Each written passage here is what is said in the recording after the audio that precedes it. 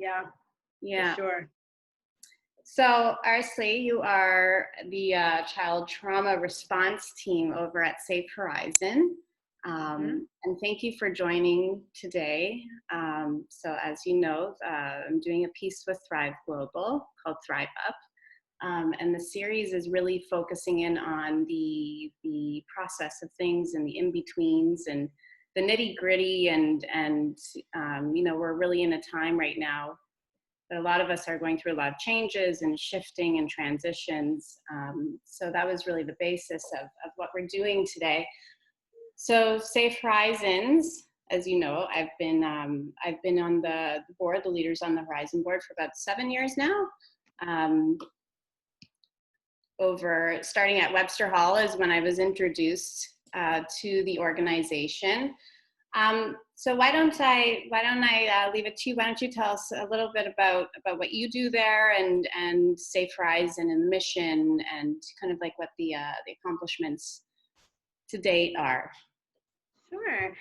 So, firstly, thank you for having us and giving us this opportunity to just talk about Safe Horizon and what we do and how we can continue to support people, especially during this time. I myself, I'm the Senior Director of the Child Trauma Response Team program. It's a rather new program within Safe Horizon, maybe within the last 3-4 years or so. And what Safe Horizon is we are the leading victims assistance organization in the United States. We've been in existence for 40 years, over 40 years, and we serve well over 250,000 survivors. Our mission is to really provide support, prevent violence, and promote justice for victims of crime and abuse, and really supporting their families and the communities that we all live in. We have an array of programs, and some other programs that we have assist survivors of sexual assault, child sex abuse, and youth homelessness. So we are based out of New York City. We serve all 5 boroughs of New York City, so which is really great. And only the boroughs too, correct? Right. The largest in America, and it's only in the boroughs, which is mind-blowing. But sorry, it's insane, right? Yeah, definitely. A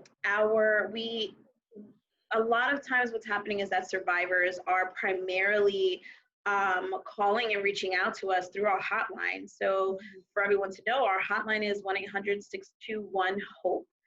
We're open 24 hours a day, 7 days a week. There's always someone there to answer the call when you need them.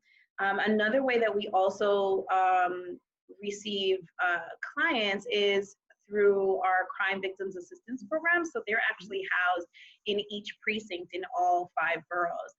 And so they go over any crime victim reports or any domestic incident reports, and they reach out to all of the victims and offer our services. In my particular division in the Child Trauma Response Team, also known as CTRT, I might say that throughout this time, CTRT, we receive our referrals directly from the CVAP program. So that's the Crime Victims Program, across 3 boroughs. So we're currently located in the Bronx, in Harlem, and in Queens. But we also receive referrals from a couple of our DV shelters in Manhattan and the Bronx, and we're serving the entire population of New York City. So if anyone reaches out to the hotline and is looking for some focused mental health support for their children and for themselves after something just happened, some kind of violence just happened, domestic incidents or community violence, we're here to support them and their children during this time. Amazing. And bringing that up right now is in light of the, recent events and, we're reading more and more. The last one I read was in the New York Times that, during this pandemic is that the fact is that people, victims are in lockdown and in quarantine with their abusers. I'm not sure, what kind of is Safe Horizons responding to any kind of particular events, or like what kind of incidents are we experiencing right now through the hotline? Well, what I can say is that, the hotline is busy. We are answering calls, and we are here. We are here. So, what I can say is, during this health crisis, staying at home is supposed to keep us safe, right? Yeah. But the reality is that some homes hurt, Yeah. right? And so victim and survivor services for hundreds of thousands of children and adults across New York City are really needed right now, like you're saying, right? Like we're really needed. There's sometimes there's issues of privacy, there's connection, leaving is harder, if not impossible right now. So yeah, so it's a sad reality. However, what I can say is that Safe Horizon is still fully running. So we are really here, present, and also living through it as well, right? And so everyone is going through it. But what I can say is that victims right now are being isolated, right? And so being isolated with their abusers. And because of that, some abusers are taking real advantage of the situation. So, for example, in my particular program, we've had a handful of cases where the abuser understands that the family is homebound and knows where they live. So taking advantage and showing up in the neighborhood, hanging around outside, or just literally knocking and banging on their door, harassing them. And our trauma responders have been outreached by the victims where they're calling, and because we're already working with them, right? And so at this point, we're already working with them and they're calling us and they're looking for the support. And we are staying on that phone with them, providing them that emotional support, and for the children at the time until the police arrive. Right. And working together in that way, especially along the sides with NYPD, is what's helping right now. Yeah. Another kind of thing that's been going on too is there's an incident with from the Crime Victims Assistance Program where they had also talked about a DV survivor whose partner was tested positive for COVID-19. Really? Spit on her, threatening to give her the virus. So you can only imagine, these are the things that are happening. Yeah. The abusers really taking advantage and trying to stay in control. Yeah. Trying to stay in control, trying to remain in control.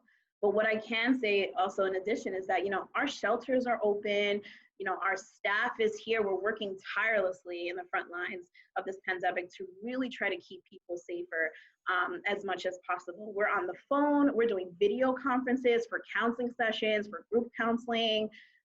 We have secure chat, and even some sites are open for in-person support as well. So, but going back to that note about some of the incidences, can you, and it's really, again, really focusing in on the process, because I think on a victim standpoint as well, is that, yes, that the hotline's there, and yes, that there's support there, but can we dig in a little bit and exactly like what the process is and what can a victim expect once they make that call, and like maybe if you have a scenario, just on a general standpoint of a common scenario, and then maybe touch a little bit on the the pandemic that's happening right now. Sure. So when you reach out to the hotline, to our hotline, which is an easy number, it's 1-800-621-HOPE. Mm-hmm.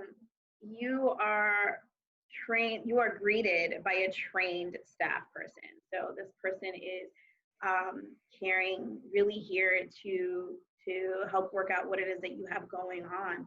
Our representatives will listen to what your needs are and what you're prioritizing as your biggest need, right? Because what we know is that maybe what I think is your biggest need might not be what you feel is your biggest need. So we are going beyond what you feel a big priority at this time, like your biggest worry is the way I like to phrase it. And we direct your case to the appropriate team that can best serve you. So the hotline might refer you, to shelters, to our DV Law Project, to CTRT in one way or another. And they also provide you with resources outside of Safe Horizon that you might benefit from. And so that's really what you would see and experience when you call Safe Horizon.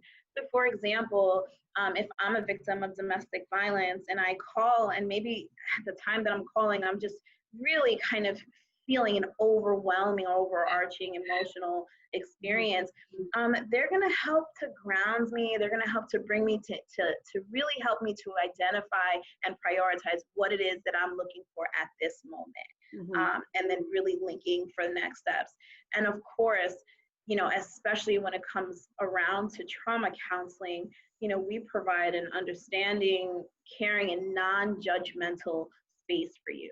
And I really want to, hone in on the fact that it's non-judgmental, because a lot of times there are a lot of feelings of shame and embarrassment and worry, and all of our staff understand that everyone leads different lives and everyone makes choices that is the best for them at this time. So we are not having any judgment of you. We're here to support you.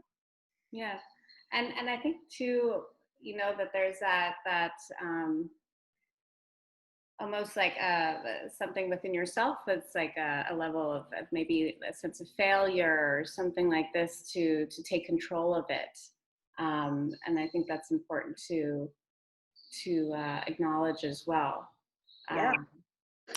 So can you, hold on 1 second. There it goes. So just kind of diving in a little bit more on that, can you share like maybe some success stories, like once you go through the process and obviously not naming any names or anything like that, but just kind of after you go through this scenario, what does the success look like on the other end? Like, how do you feel? How do you thrive through it? Yeah. Particularly for the CTRT program, what I can say is that the main goal of the program is to try to reduce the probability of the children being diagnosed with post-traumatic stress disorder. What we want to do is that we want to get in at as early as possible to really be able to help to manage any trauma reactions that might be happening for them and for the victim. And what we've seen is that it works, honestly. And, what we do is that we work with the victim and with the caregiver and with the children in learning how to communicate or relearning how to communicate in a way that will continue to support, that they can support each other, and that mainly that the caregiver can continue to strengthen the relationship with the child to support the child as much as possible. Because what we know is that when we're going through crisis, it feels chaotic, right? And so what we want to do is that we want to help the caregiver at this time regain that control, and in that the children will also feel back in control, back in the wheel of life, right? And we've seen just that. So for example, there's a family that we've been working with for some time where, mom has 3 children, and they had a really scary incident with one of the children's father. She felt like she couldn't run at the time. And so she was working directly with us, and we really listened in on all of her experiences with trying to get away before, with going through the courts, with attempting to get to a shelter, and it was unsuccessful at the time. And because we sat and we created a safety plan that she felt she was leading the safety plan, right? Like, what is it that you have tried that has worked, and what is it that you have tried that hasn't worked, so that we can really kind of sit and figure out what your safety plan looks like. And in doing that, she found the right space to get away. She actually got into Safe Horizon shelter with her 3 children. And during this actual pandemic, she was moved from the smaller unit to now her own apartment in a different shelter. Wow. She feels amazing. And that happened during the pandemic. So a space was opens up for her, and now she has a 2-bedroom apartment with her children. She has a living room space that she can do the homework there, and then be able to do bedtime separate, have her own respite, which is huge. And of course, in the shelters, having this continual contact and support of counseling, right? So not only with us for her and her children, but also just for her own space with someone. And again, we're still doing, video conferencing. So usually CTRT is shorter terms. So we usually work with families for maybe like, 1 to up to like 9 sessions, really like the most. But because of this pandemic, we have, cut that off. We're going to give you access until this is all done, and we can really link you to somewhere else when that's ready to do that. So that's one of our kind of success stories during this time. Something else that's going on with like the Brooklyn Family Court is that they have been able to successfully get orders of protections processed much quicker during this time. Yes. So within a matter of hours versus a day or two that it would take normally. And so really that's a huge success, so that a person can feel a little safer in the moment. Another thing is that our Crime Victims Assistance Program, they're now working with the Special Victims Division.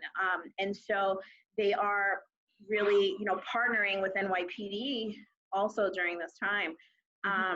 And so, really all of the programs are successfully navigating how to remain connected with all of our clients, and how to engage how we're engaging new clients with open arms as much as possible. That's amazing how you guys have been able to pivot like that. Yeah. So it's like, essentially it's really, you're taking a victim who's been traumatized by obviously this experience, and self-confidence and everything just kind of ripped down, and you're rebuilding it with them. You're really taking every step to make them feel comfortable with that safety net, the plan A and the plan B, so they can almost, you're allowing them to take control again. Mm-hmm. And by setting these things up, it empowers you. It makes you feel, you're taking care of your family and yourself, for that matter. Yeah. So yes, it gives you back the control in your life, right? That's really a huge part of what we're doing, especially, when you're going through some trauma, you want to gain that control again. And that's what we are here to help you to do. Amazing. So just a question for those that may fear that they have a loved one, an abusive situation. Can you share some red flags that might pop up or to help identify? Yeah. So we have actually a really great blog on the Safe Horizon site that lists 7 warning signs in general, not only just during this pandemic, but just in general of someone experiencing domestic violence. So like of what that might look like. In addition to those tips, abusers use ways like intimidation, isolation, coercion, and threats to remain in control. So, for example, threatening to call immigration on a partner that might be undocumented. Yeah. Threatening and or actually calling ACS, making false reports as a way to maintain some type of control. So these are like particular things that might happen that a person might be really in fear of, right? Because these are real things, like having ACS involved in your life, the risk of, you losing your children, that is scary. That is so scary. Yeah. And you'll do anything to protect that. You'll do anything to protect that. Yeah. Right? Loads of reasons. And so, abusers also using, economic status, right? Financial, you're not going to be able to live without me. I won't give you anything, right? And so all of that. And so what I can say is the Safe Horizon staff, we can support and help victims become more informed about how to navigate these systems. we provide linkages and advocacy with ACS. So if let's say you do end up getting ACS involved, you know, we're here, we can communicate with them if you would like us to talk about what's going on and what you've been doing to protect your children.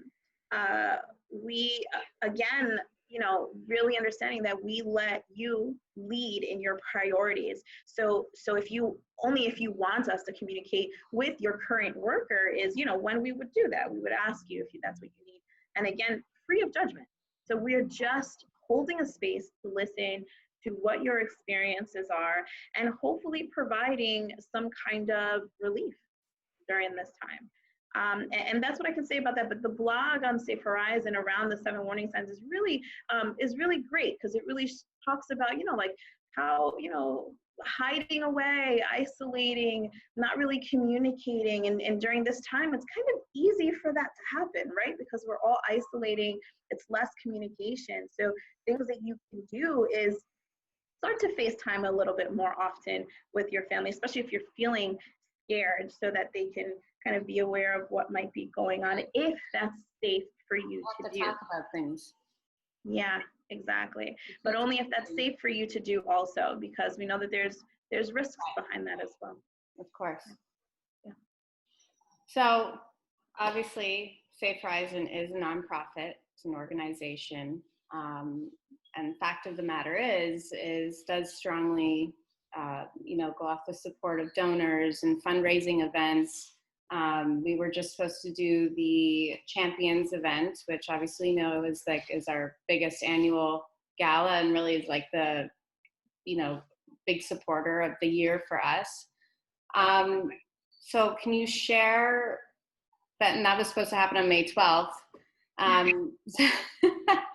So can you share kind of like how the organization is pivoting a little bit, and, you know, especially not knowing how long this is going to go on for, and really like what kind of difficulties are you facing right now? Yeah, so, you know, it is a really difficult time for many nonprofits during this time. Yeah. We have actually been really fortunate that many donors have really stepped up to offer new and additional support, and notably with this heightened public awareness about increased risk to domestic violence and child abuse.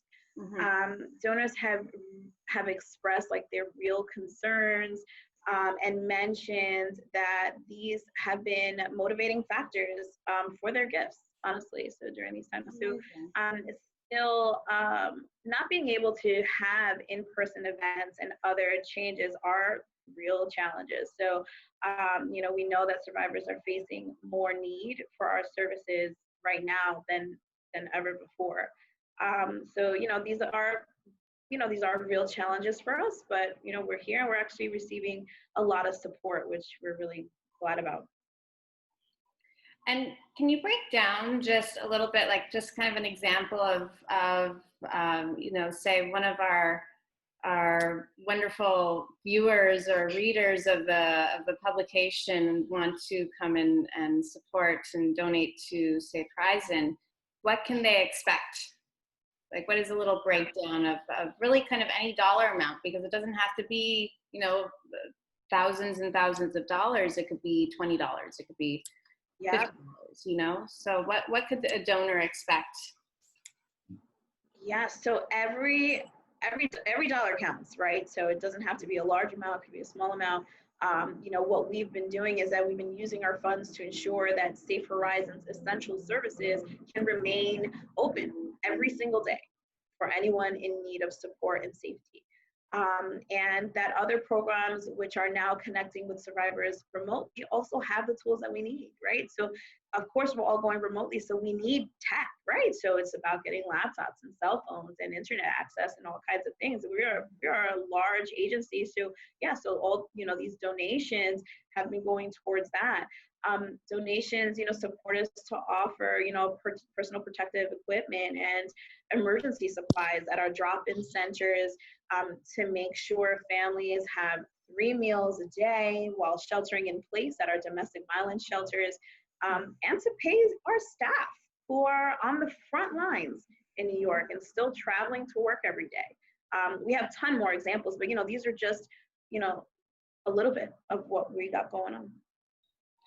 So speaking on that note, if somebody, and I've actually had some people, because we have the digital campaign that is going out right now with our wonderful celebrity supporters. But I've had a bunch of people that have messaged me about possibly volunteering, if they can volunteer from home or something like that. So, or just kind of spread the word. What would you suggest is the best way for people to do that? Yeah, so there are actually a number of ways to volunteer with us. So we have Leaders on the Horizon, is our young professional fundraising group where members strive to really generate awareness and funds for Safe Horizon and really play a vital role in bringing about impactful solutions for our clients. The CTRT program and the CACs also accept volunteers on site. So pending a background and during normal non-COVID times. So that once we're kind of back in that space, and there's a lot of ways that in the workplace and organizations can really engage with us. We love building partnerships with New York businesses who want to show their commitment to our cause. We also encourage individuals to follow and repost our social media posts on their own channels just to help us spread the word. All right. What about put the nail in it? Yes, put the nail in it. Yes, that's your nail purple. That was always my favorite. Yes, yes. So painting your nail purple to show support for domestic violence victims, for sure, and survivors. Amazing. So let's get to let's perk this up a little bit. What are some of the future goals for Safe Horizon, and why are they important to help victims thrive?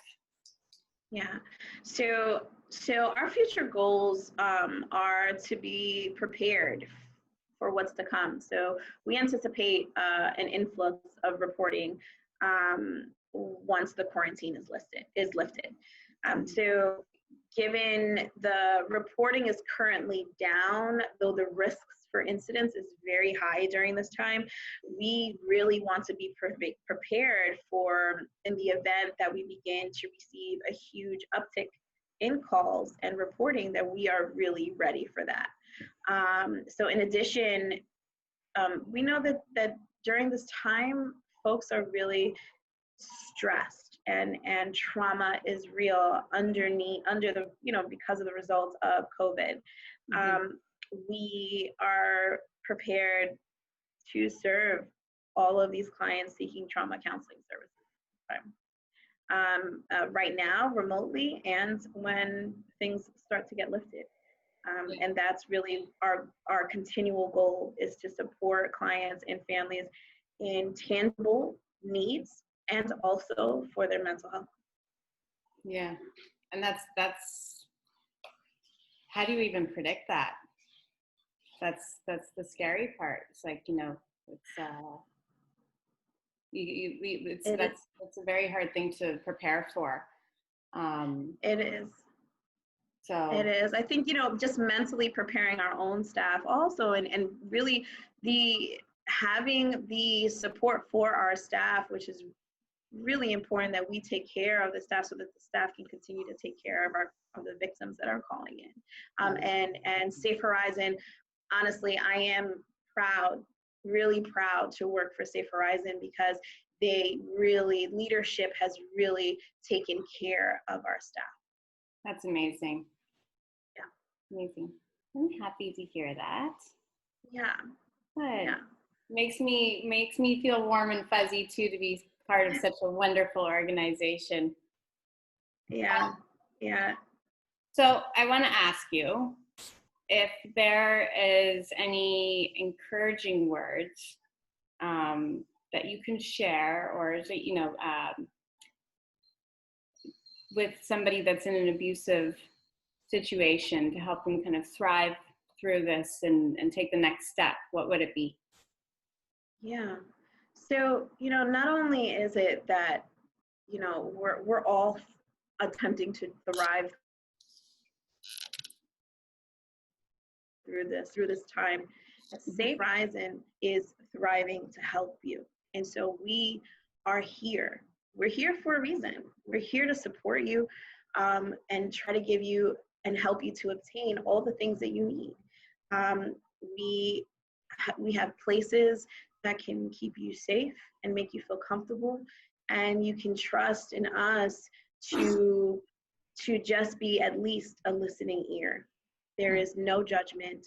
There is only space just to hear what's happening for you and to step in any way that we can that you want us